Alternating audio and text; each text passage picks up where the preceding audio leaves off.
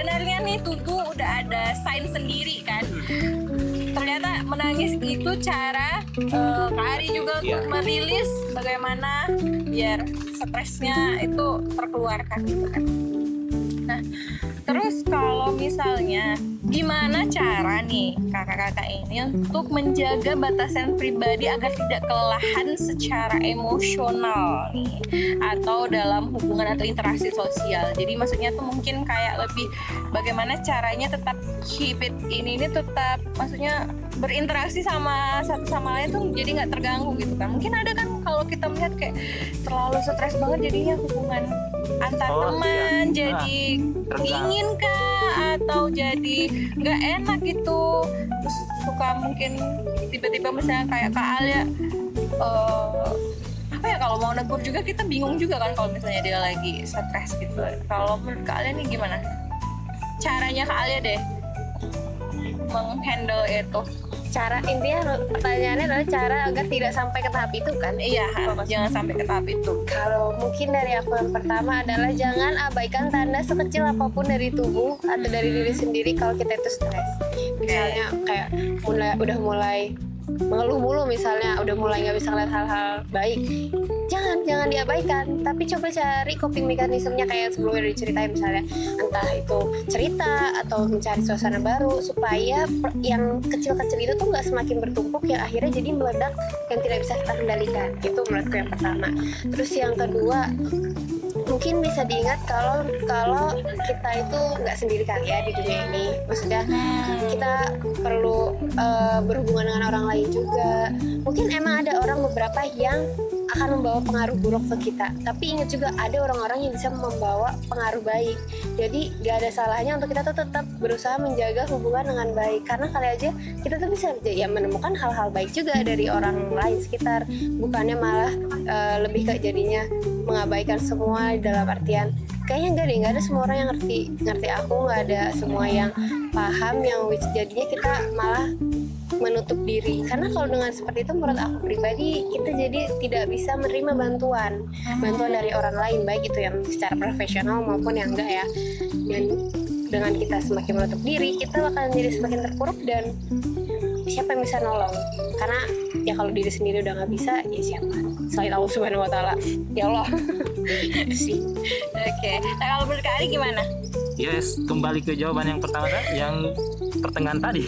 Apa tuh yang pertama dari mana Ya tuh? kan sama seperti Alia, artinya kita nggak bisa, kita harus memporsir sih rasa stres kita dengan hubungan sosial, nggak usah terlalu ditampakkan. Ini untuk menjaga kualitas komunikasi dengan dunia luar atau interaksi di sekitar kita. Ya itu kan yang saya bilang tadi, dewasa ini kita itu hanya maksimal 5-3 orang teman. Nah artinya kita tuangkan rasa stres kita. Kan ada si Alia bilang ada yang membawa pengaruh buruk, ada juga yang bisa membuat kita menjadi lebih baik. Nah pilihan teman inilah obat kita sebenarnya. Artinya mereka yang kita percayai, oh dia ini orang yang bisa mensupport kami, orang-orang yang mentalnya lagi down. Nah jadi ketika kita sudah curhat ke teman-teman kita, sudah dapat solusi, ini kan tidak perlu lagi ditampakkan di sosial media lah, tidak perlu ditampakkan lagi di interaksi di sekitar kita, dijaga porsiran saja. Itu sebenarnya ada juga sih orang yang butuh saya posting lagi di sosial media supaya inilah gitu, Merasa ini kali ya. dapat empati dari teman-temannya. Itu kan ya setiap pribadi orang itu kan beda-beda, Punya caranya masing-masing punya gitu caranya ya. masing-masing untuk memilah stresnya supaya tidak supaya tidak mempengaruhi Dengan interaksi sosial gitu interaksi ya. sosialnya. Oke. Nah, tadi kan ini kita udah bahas tadi, udah mengenal bagaimana identifikasi kalau udah mulai stres gimana. Nah, kalau misalnya cara Kak Alia sama Kak Ari nih, kalau untuk menjaga agar tetap positif dan produktif, nah itu tuh apa tuh? Kalau cara Kak Ari deh gimana? tadi hari-harinya. yang saya bilang. Stop. Apa yang saya bilang tadi? Saya lupa juga. Ya tetap positif lah kalau misalnya. Bukan. Apa? Supaya kita tidak terjebak, tidak tidak tenggelam ke itu. Ya, pertama hobinya yang kita geluti. Ini hobi kayak orang yang introvert itu adalah teman atau sahabatnya sebenarnya. Hobi yang tadinya tidak bisa menjahit, yang akhirnya dia bisa menjahit, produktif kan, akhirnya dia bisa menjual karya-karyanya. Oh, Yang iya. tadinya Betul. dia tidak bisa menggambar, akhirnya dia tampil jago karena Jadi bisa melukis.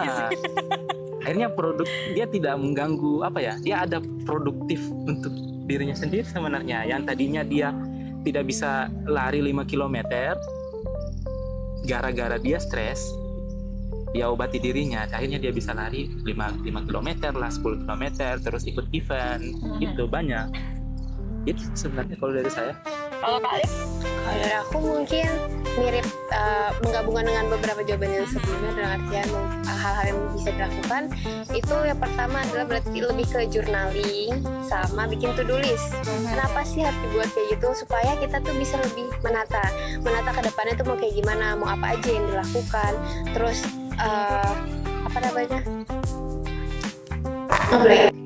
terus ya pokoknya udah melakukan to-do list, jadi kita bisa lebih punya semangat hidup dan bisa lebih Buat planning gitu ya. planning ke depannya tuh mau kayak gimana. Jadi dari hal sekecil misalnya pekerjaan apa aja yang mau dilakukan di to-do list dulu, terus dari situ hal yang kecil itu bisa juga ke to-do list ke plan-plan misal plan-plan buat traveling atau plan-plan buat rencana hidup ke depan, yang akhirnya kita tuh bisa menumbuhkan semangat hidup untuk kita ke depan kita udah punya rencana nih, kita akan melakukan ini apa dengan tujuan apa, yang akhirnya ya kita bisa lebih produktif untuk mencapai tujuan yang ingin kita capai itu. Berarti kan ini ya, kalau aku tarik kesimpulan dari Kak Ari sama Kak Alia, kalau misalnya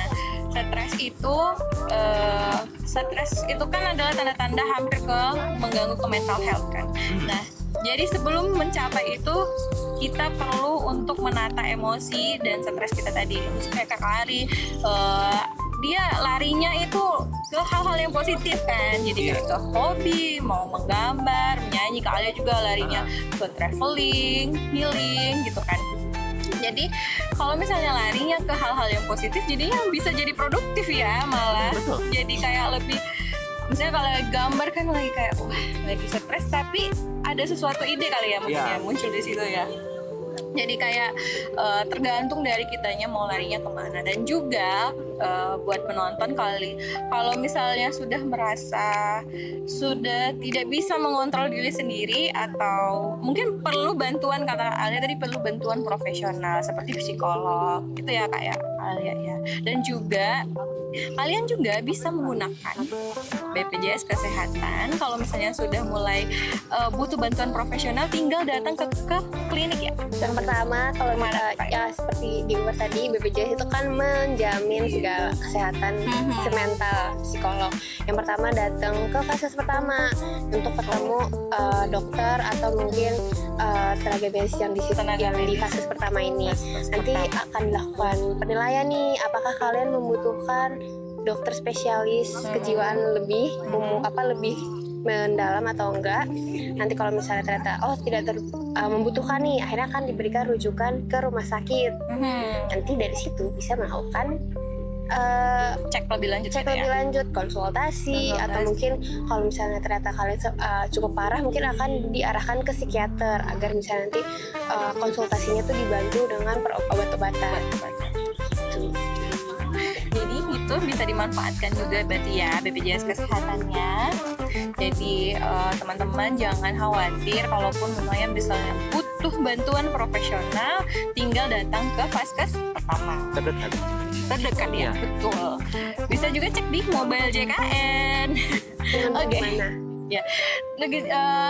Juga kalau misalnya butuh info lain, bisa cek di Instagram kita ke Gasken Kendari atau Kendari Sosoito.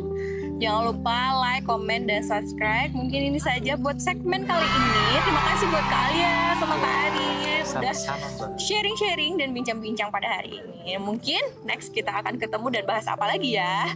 Bye. Assalamualaikum.